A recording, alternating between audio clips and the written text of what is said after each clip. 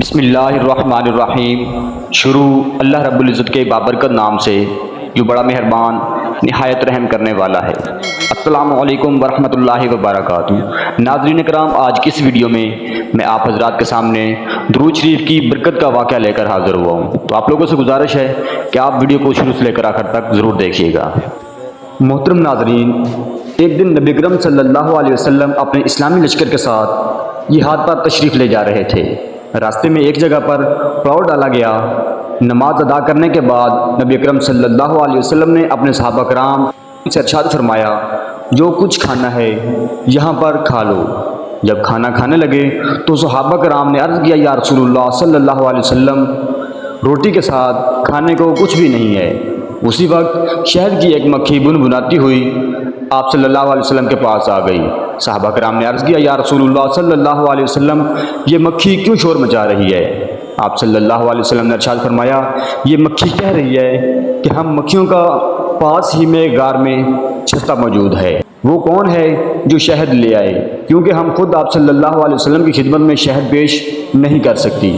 آپ صلی اللہ علیہ وسلم نے حضرت علی رضی اللہ تعالیٰ عنہ کو حکم دیا کہ مکھی کے پیچھے پیچھے جائے اور شہد لے آئے۔ حضرت علی رضی اللہ تعالیٰ عنہ مکھی کی طرف چل پڑے اور غار سے شہد لے آئے۔ آپ صلی اللہ علیہ وسلم نے وہ شہد صحابہ کرام میں تقسیم کر دیا۔ صحابہ کرام نے کھانا کھایا۔ کھانے کے بعد وہ مکھی پھر بنبناتی ہوئی آ گئی۔ صحابہ کرام نے عرض کیا، یا رسول اللہ صلی اللہ علیہ وسلم، اب یہ مکھی کیوں شور مچا رہی ہے؟